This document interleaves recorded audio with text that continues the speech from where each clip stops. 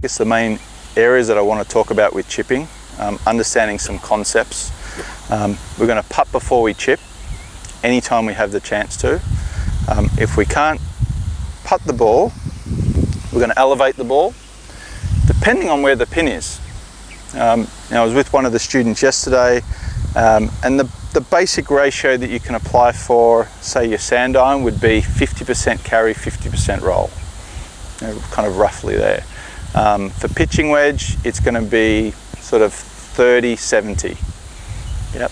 When we get into something like an 8 iron, it's going to be 20-80.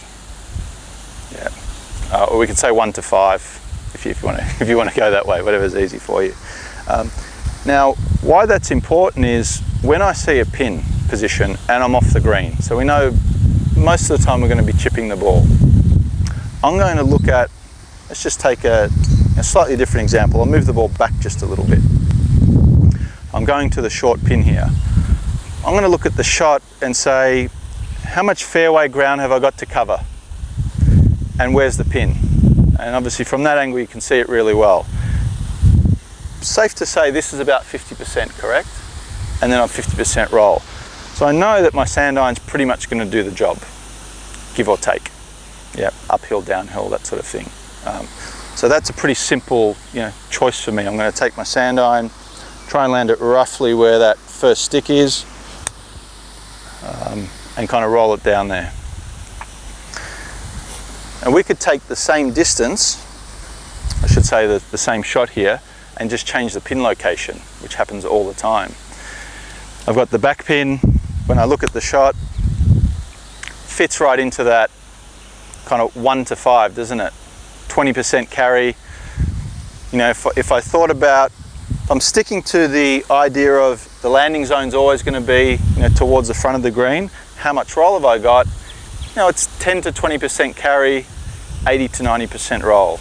Low loft, 8 iron, maybe 7 iron if you're comfortable chipping with those clubs.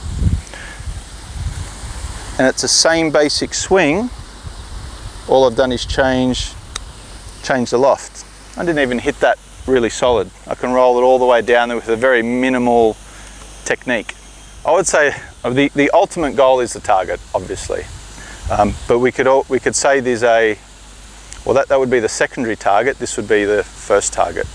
Yep. So the landing zone is generally an easier target to aim for because it's close. It's a bit like when we putt, we'd use an intermediate target because the pins or the hole's 30-40 feet away. It's hard to focus on something that far away. So we'd try and pick a target a little bit closer because we know if we can land the ball in that zone, pretty much know how the ball's going to react each time.